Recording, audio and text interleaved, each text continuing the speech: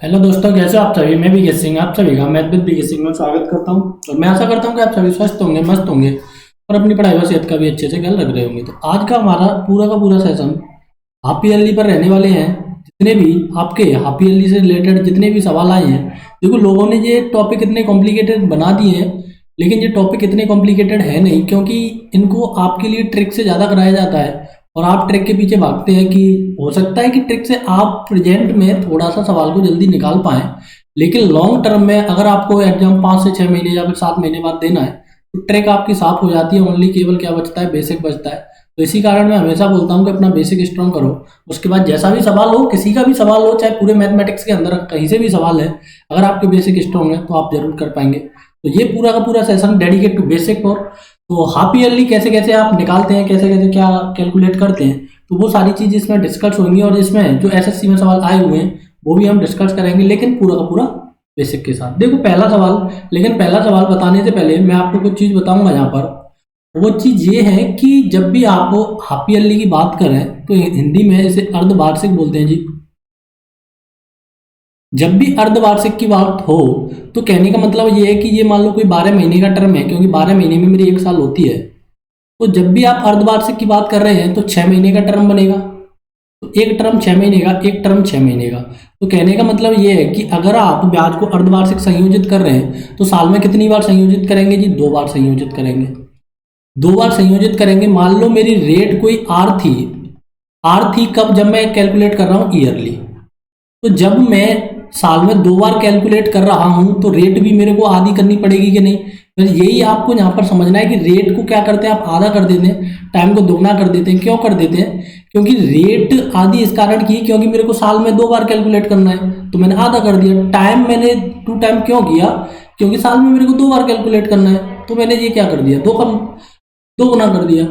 अब मैं आपको इसमें देखो थोड़ा सा बेसिक से लेके चलूँ तो बेसिक के लिए देखो, मान लो मेरा कोई 100 रुपये प्रिंसिपल है और रेट मेरी यहाँ पर मान लो आपने 10% ली। अब देखो 1 साल का सीआई बराबर 1 साल का एसआई होता है, ये आपको पता होना ही चाहिए। तो यहाँ से आपका एसआई निकालूं चाहे मैं सीआई निकालूं तो मेरा क्या आएगा जी? 10 रुपये आएगा। सॉरी 10 रुपये आएगा, ये परसेंटेज नहीं आएगा, 10 रुपये आएगा। क्यों आएगा? कि 100 पर मेरे को 10% लगाना है तो 10 रुपये आ गए। अब देखेंगे आप कि मैं इसमें आपको कुछ बताने की कोशिश कर रहा हूँ। मान लो मेरा प्रिंसिपल है मेरा वही 100 और रेट है मेरी 10%। देखो जब भी आपको ईयरली कैलकुलेट करवाएगा तो वो बोलेगा कि वार्षिक संयोजित है, लेकिन जब वो हाफ ईयरली की बोले तो वो बोलेगा कि अर्धवार्षिक संयोजित है। अब ये कह रहा है कि आपको ब्याज हाफ ईयरली संयोजित करना है, अर्धवार्षिक संयोजित करना है। तो देखो अर्धवार्षिक संयोजित के लिए आप रेट का क्या कर देंगे? रेट का कर देंगे आधा। तो क्या कर दिया आपने? यहाँ से रेट आ गई मेरी 5%। देखेंगे कि आप क्यों करते हैं। अब ईयर मतलब पूरी की पूरी 1 साल की बात हो रही है तो टाइम का क्या करेंगे? आप 2 गुना करेंगे, क्योंकि साल में आपको 6 6 महीने के इंटरवल पर कैलकुलेट करना होता है। तो देखो 5%। अब देखो एक्स प्लस वाई, इसका मैं यहाँ पर पूरे के पूरे एस आई सी आई में काफ़ी यूज करता हूँ और करता रहूँगा। तो देखो 5 + 5 + 5 × 5/100, तो यहाँ से आ गया 10.25। तो ये क्या आ चुका है मेरा? ये मेरा आ चुका है सी आई। अब आप देखेंगे कि मैं अगर इसे ईयरली कैलकुलेट कर रहा हूं तो मेरा कितना आ रहा है? 10 आ रहा है। अगर मैं इसे हाफ ईयरली कैलकुलेट कर रहा हूं तो मेरा कितना आ रहा है? 0.25 आ रहा है। तो ये मेरा 0.25 का क्या जनरेट हो चुका है? अंतर। तो इसी कारण आप लोगों ने देखा होगा कि जो बैंक होती हैं वैसे तो ईयरली कैलकुलेट करते हैं, लेकिन जो गांवों में महाजन होते हैं वो 6 6 महीने के इंटरवल पर या फिर 3 3 महीने के इंटरवल पर ही अपनी ब्याज कैलकुलेट करते हैं। क्यों करते हैं? क्योंकि उन्हें रेट ऑफ इंटरेस्ट ज़्यादा पड़ता है। वो बोलते तो है कि मान लो 2% का रेट है, लेकिन अगर वो 6 महीने पे कैलकुलेट कर दिया तो वो 2 से ज़्यादा हो जाएगा। क्योंकि देखो ईयरली तो आपका 2% है, लेकिन 1 + 1 + 1.1, तो यहाँ से जो हो जाएगा आपका 2.01। तो देखो ये 0.01 का हो सकता है, बहुत बड़ा डिफरेंट क्रिएटिव कर देगा आगे चलकर। तो देखते हैं इस प्रकार के सवालों को कैसे बनाते जाते हैं। तो आते हैं हम अपने पहले क्वेश्चनों पर, और इस प्रकार से हम बनाएंगे कि जब तक बोले ना कि ब्याज का रेट 6% वार्षिक है। देखो ये इसने बोला है कि 6% वार्षिक है, मतलब ईयरली है। यदि ब्याज का संयोजन अर्धवार्षिक हो, देखो इस प्रकार से पेपर में बोलेगा कि ब्याज का संयोजन कैसा कर रहा है, वो अर्धवार्षिक हो तो समतुल्य ब्याज रेट क्या है। मतलब कहने का ये है कि मेरे को समतुल्य ब्याज रेट पूछा है। तो समतुल्य ब्याज रेट के लिए देखो तरीके काफी होते हैं कि मान लो मैं पहले लेट कर लेता हूं, मेरा प्रिंसिपल 100 है। मेरी रेट क्या है 6%, तो मैं रेट है मेरी 6%। कब? जब मैं ईयरली कैलकुलेट करूंगा, लेकिन जब मैं हाफ ईयरली कैलकुलेट करूंगा तो मेरी रेट क्या हो जाएगी 3%। रेट का आधा कर देंगे, तो यहाँ से मैं 3% लगाऊं, यहाँ से 3% लगाऊं। अब यहाँ पर ब्याज पे ब्याज लगेगा तो 3 का 3% लगेगा, तो यहाँ से आ गया मेरा 0.9, सॉरी 0.09 आ जाएगा, 0.09। तो अब आपका अंतर क्या हो चुका है? अंतर हो चुका है, देखो 3 और 0.09, सॉरी समतुल्य। टोटल कितना हो चुका है? टोटल रेट ऑफ इंटरेस्ट क्या हो चुका है यहाँ से?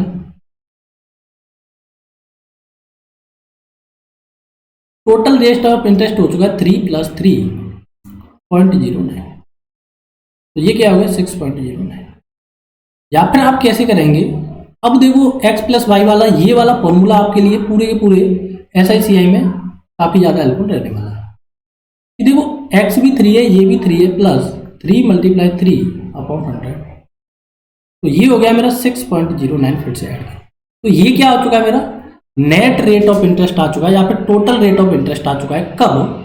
जब मैं इसे कैसे कैलकुलेट करूँ? Half yearly. ईयरली करेंगे तो 6 आएगा, लेकिन हाफ ईयरली करेंगे तो ये वाला आएगा।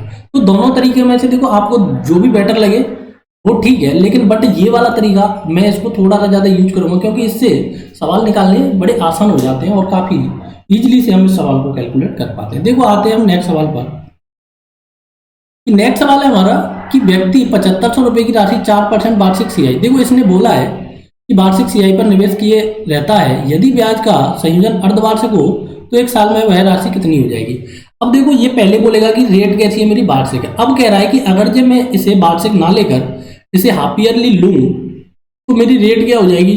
जब ईयरली है, ये कैसी आपकी ईयरली, तो जगह अब अगर हाफ ईयरली लेंगे तो रेट क्या हो जाएगी आपकी 2% हो जाएगी।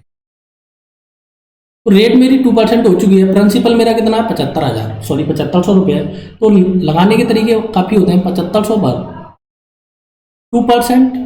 2% लगाइए तो ये कितना होता है 75 दूनी 150, और इसका 2% कितना होगा, इसका 150 का मैं 2% निकालूँ तो 150 दूनी 303 हो जाएगा। ठीक है जी।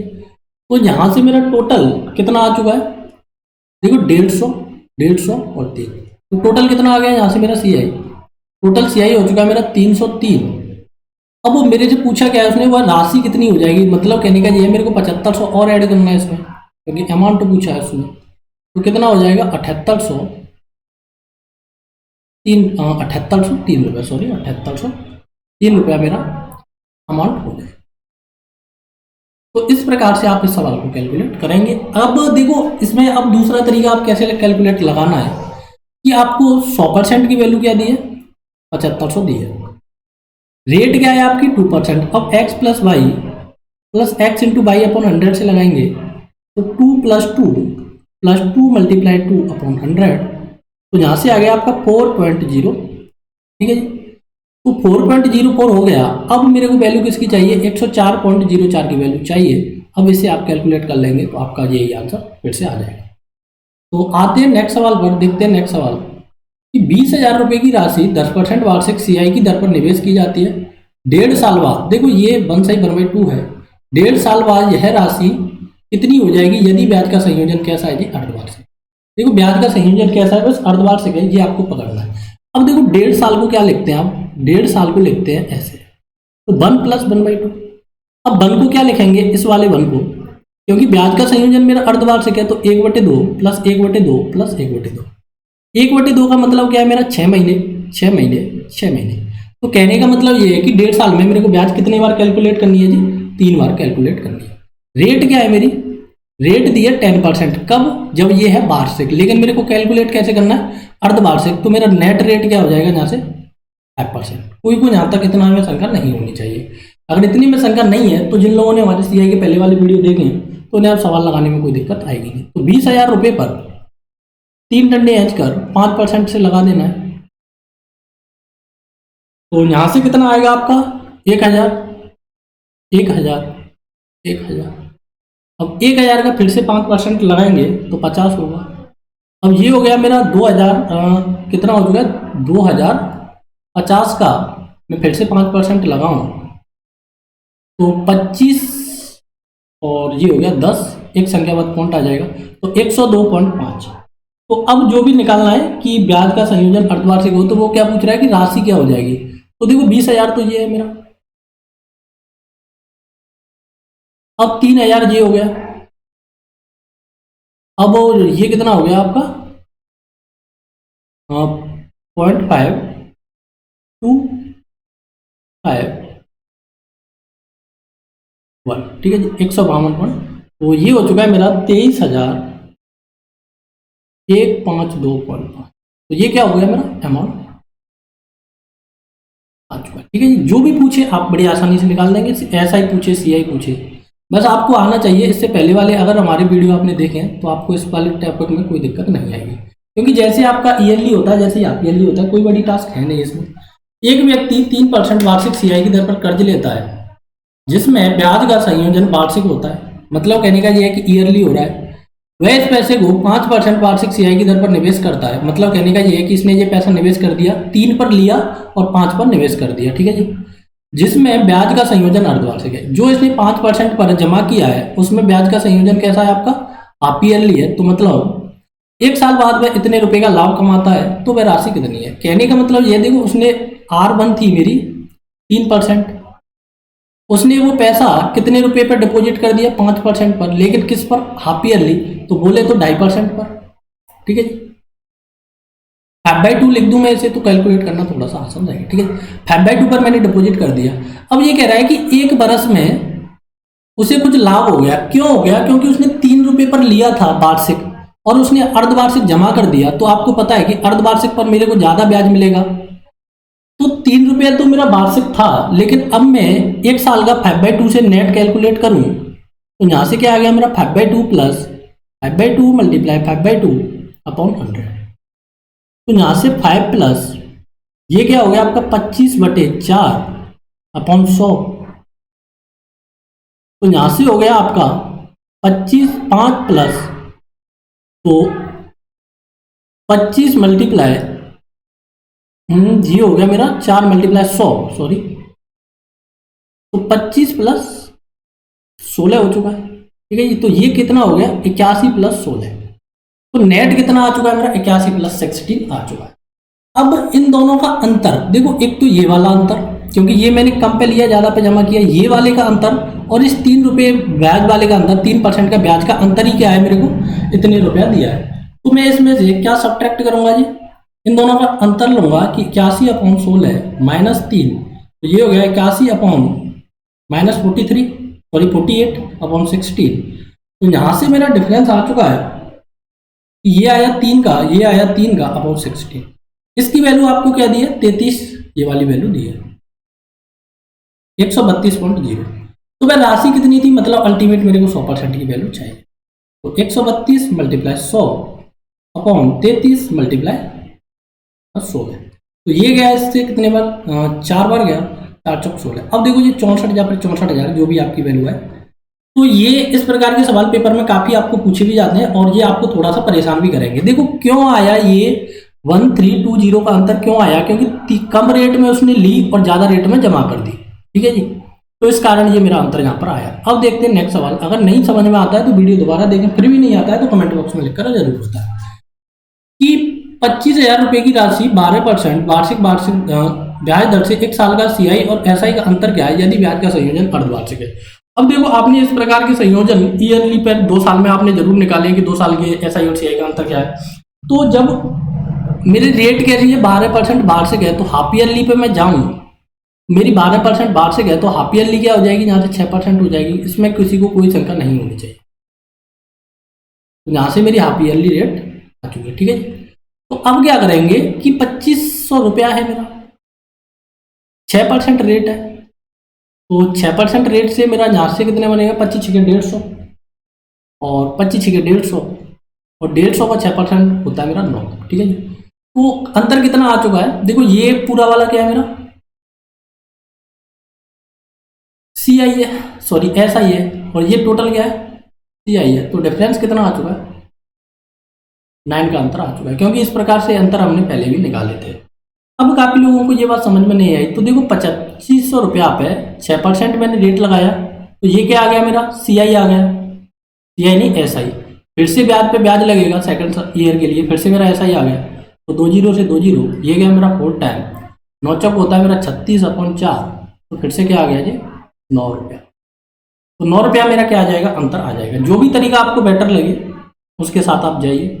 आते हैं नेक्स्ट सवाल पर कि 625 रुपये की राशि एक साल में CI और SI का अंतर 4 रुपये है। यदि ब्याज का संयोजन अर्धवार्षिक हो तो what is the rate of interest. अब देखो इसमें आपको थोड़ा सा सतर्क रहना है कि मान लो मेरी 625 रुपये की राशि है, मैंने 8% रेट से पहले 6 महीने के लिए लगाई, 8% रेट से फिर से मैंने 6 महीने के लिए लगाई, और मेरा अंतर क्या आ गया 4 आ गया। ठीक है, अब इसे मैं कैलकुलेट करने की कोशिश करूं तो ये गया मेरा 25 से 25 बार, और ये गया मेरा 4 बार। ठीक है, अब ये गया मेरा यहाँ से 4 बार, तो R की वैल्यू क्या आ गई मेरी 64 आ गई, R² की। तो R की वैल्यू क्या आ गई मेरी यहाँ से 8 आ गई। अब आपको थोड़ा सा धोखे से बचना है। वो धोखे से कैसे बचना है, उसने पूछा क्या है, उसने पूछा ये है कि वार्षिक दर बताओ। कैसी दर बताओ, वार्षिक दर बताओ। आपकी दर कैसी आई है, हाफ ईयरली आई है। ये कैसी है,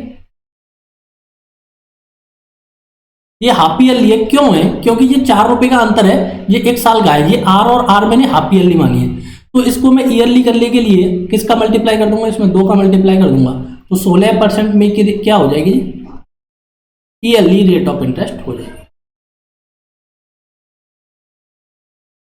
ठीक है जी, तो ये ईयरली 16 होगा, 8 क्या होगा हाफ ईयरली, और 16 क्या होगा ईयरली। तो आपको इसके साथ थोड़ा सा सतर्क रहना है यहाँ पर।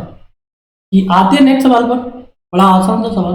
4000 रुपये की राशि एक साल का CI और SI का अंतर इतना है, यदि प्रथम वर्ष ब्याज 6% और अगले 6 महीने के लिए इसका क्या बोल रहा है कि 5% वार्षिक है, तो R का मान बताइए। इसने क्या पूछा है जी, R का मान पूछा है। तो कैसे करेंगे R का मान, तो देखो 4000 रुपये लिखेंगे, पहले महीने कितनी लगाई 8% लगाई, फिर से कितनी लगा दी 5% लगा दी। अब अंतर कितना दिया है 8 दिया है, तो मैंने 8 लिख दिया। 1 2 3 0, यहां से क्या बचा मेरा, R की वैल्यू आएगा, तो ये हो गया मेरा 20, तो इसे मैं इससे कट दूं तो ये 2 टाइम गया, और ये 20 हो गया, तो 4 आ गया R की वैल्यू क्या आएगा यहाँ से, 4 नहीं सॉरी 8 आएगा, 4 नहीं 8 आएगा। क्यों आएगा, देखो 3 0 से मैंने ये 3 0 कटा, 4 से ये मैंने 2 टाइम कटा, ये हो गया मेरा 20, और ये गया मेरा 4 टाइम, तो सॉरी R की वैल्यू मेरी यहाँ से 4 आ गई। ये R की वैल्यू 4 आई है, इसका मतलब ये कैसा है, हाफ ईयरली है। अब वो आपको पेपर में देखना है कि कौन सा पूछा है। अगर कुछ नहीं पूछे तो आपको यही करना है। अगर वार्षिक पूछा होता तो आप फिर से इसमें किसका मल्टीप्लाई कर देते, 2 का मल्टीप्लाई कर देते, तो 8% हो जाएगी। ठीक है जी, तो अगर कोई भी कैलकुलेशन में मिस्टेक होती है तो उसे आपको थोड़ा सा देखना है। वैसे तो काफ़ी कोशिश की जाती है कि कोई कैलकुलेशन में मिस्टेक ना हो। अब देखो 50,000 रुपये की राशि 8% वार्षिक दर से 1.5 साल का CI और SI का अंतर क्या होगा यदि ब्याज का संयोजन 8 बार। ये आपके लिए रेंट वर्क है, क्योंकि आप घर पर तो रह रहे नहीं है, रेंट के रूम पर रह रहे हैं, तो ये आपको रेंट वर्क करना है, और इसका आंसर कमेंट बॉक्स में लिखकर जरूर बताना है। और कल फिर से मिलते हैं आपको हाफ ईयरली के सवालों के साथ, काफ़ी औसम से सवाल। उसमें फिर क्वार्टरली वाले भी कराएंगे, जो त्रैमासिक बोलते हैं आप उसे, त्रैमासिक वाले भी उसमें कराए जाएंगे, क्योंकि अब कोई भी सवाल छूटेगा नहीं। हो सकता है कल ये आपका CI कंप्लीट हो जाए, उसके बाद हम टाइम एंड वर्क और टाइम एंड डिस्टेंस दोनों के टॉपिक एक ही साथ चलाने वाले हैं। टाइम एंड वर्क भी आएगा मॉर्निंग में, टाइम एंड डिस्टेंस आएगा आपका इवनिंग में। तो जो भी आपको टॉपिक कंप्लीट करना है, यहाँ से देखो आप बेसिक अंडरस्टैंडिंग के साथ जाएंगे, और मैं दावा करता हूँ कि आप कहीं पर भी नहीं फंसेंगे अगर आपकी बेसिक अंडरस्टैंडिंग स्ट्रॉन्ग है तो वीडियो से अगर आपको फायदा होता है तो थोड़ा सा वीडियो को शेयर कर दीजिए, और चैनल को सब्सक्राइब कर लीजिए, जिससे आपको हमारी वीडियो की सबसे पहले नोटिफिकेशन मिलती रहे। Thank you for watching, take care, bye bye.